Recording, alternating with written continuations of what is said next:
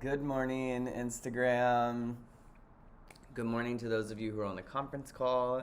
And hello and hi to anyone who is watching this after our recording live. I'm very excited about today because the topic is Spice Up Our Lives. I heard the Spice Girls song yesterday, Spice Up Your Life. It was also the song that was on the Instagram post for this conference call.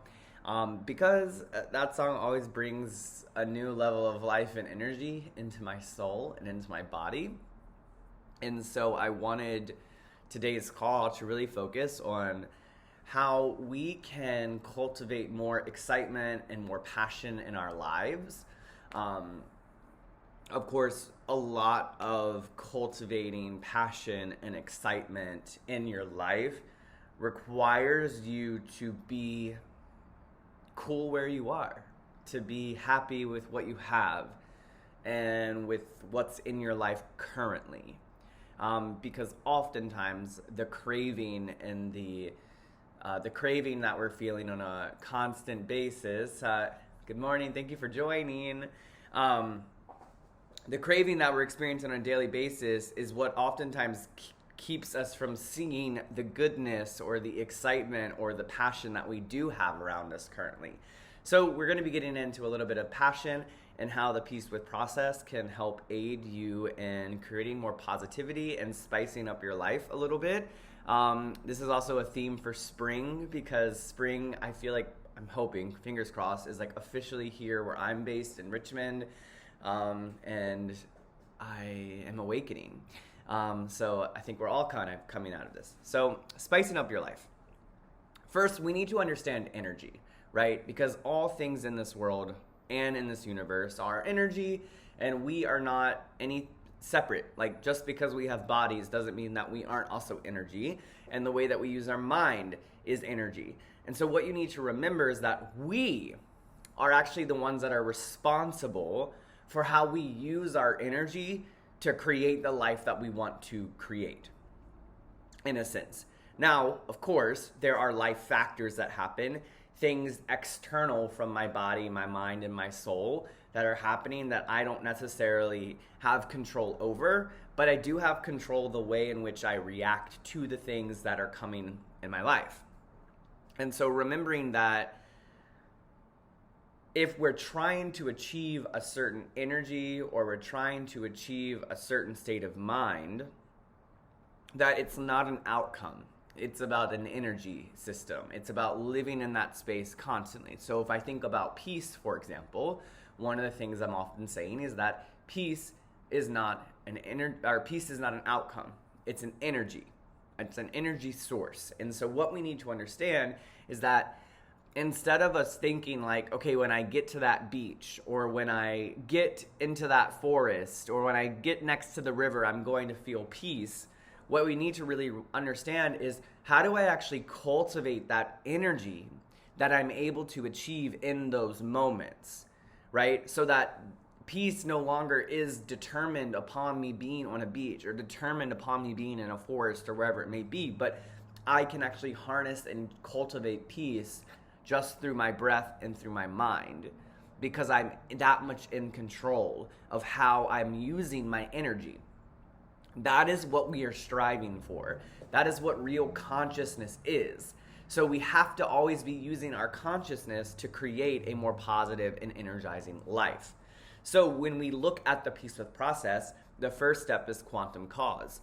This is where it would be appropriate for you to gain a deeper perspective about what is going on in your life and what are all of the facets in your life that may be contributing to that spiciness, that excitement, and or what may not be contributing to that spiciness and that excitement, and how can I rearrange my life so that I'm able to feel more about it. So imagine a wheel that has different sections, like a pie sliced like pie. And each one of those pie slices is a different area of your life. So for example, you may have your work, you may have family, you may have environmental wellness, right? And so each one of these slices is an area of wellness for us to think about.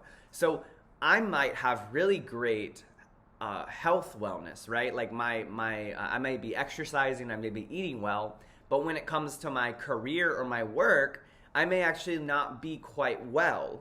And even though some of those areas in the wheel might be full and happy and well, if one area is not well, that can cause a ripple effect in all of the other areas of my life. And so the first step, Quantum Cause, is really allowing you to zoom out and take a bigger picture of what's actually occurring in your life and what's going on and where do you need to be putting more attention and more energy into in order to create that spiciness and that excitement.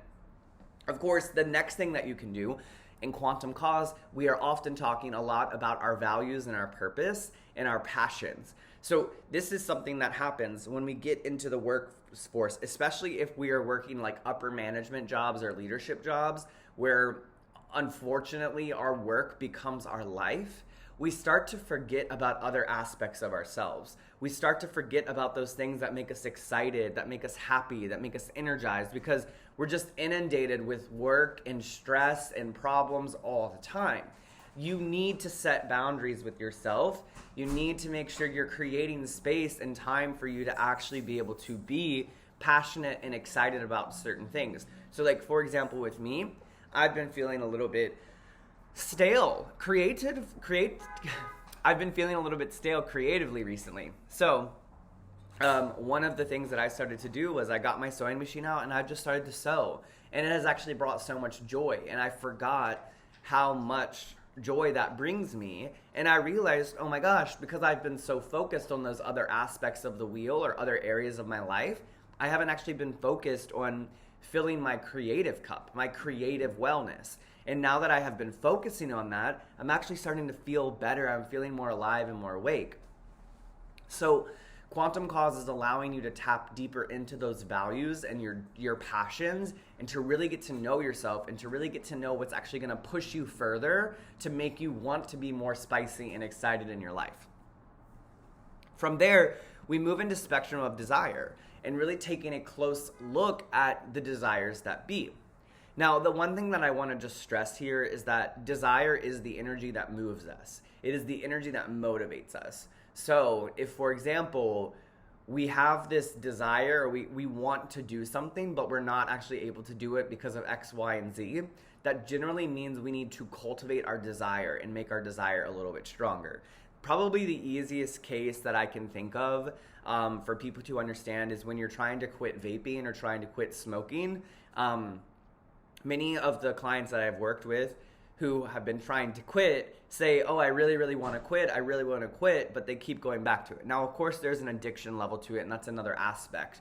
But it's like your desire to quit needs to be stronger and more cultivated than your desire to actually give in.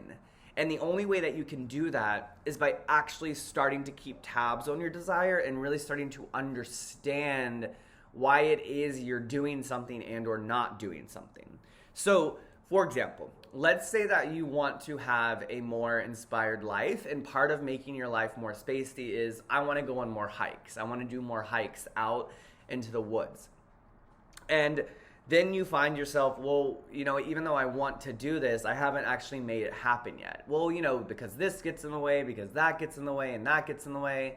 And it's like, sure, they do. But if you actually really had a strong desire to do it, you'd make it happen. And so you really need to kind of look into yourself and say, like, well, what's standing in the way? Well, sometimes work is standing in the way. Okay, great. Now that I've identified that, if I really have a strong desire, I can come up with a strategy and an action plan on how to work around that aspect in order to make that desire or that want to come true, right? Sometimes it takes commitment. One of the things that I want to do is to get out to the river more often now that it is sunny. And sometimes that requires me to wake up at 5 a.m. and go out in the morning. But if I want to spend that time, that's the only time that I'm able to do it. So I have to make that kind of adjustment to my life. And that is dependent upon how much you actually want something. If you really, really want something, you can go after it and achieve it. And this is the difference between desire and want. Want is related more towards craving. Desire comes from something deep within us.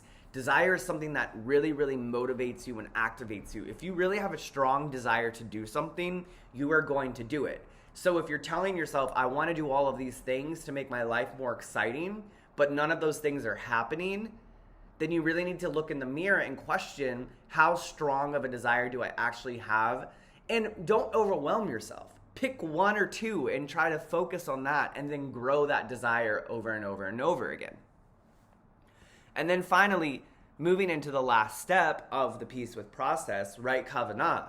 How does this help us maintain desire? Well, the first part is absolutely mindfulness, right? We just talked about how we need to be able to keep tabs on our desire, and we need to understand and see our desire.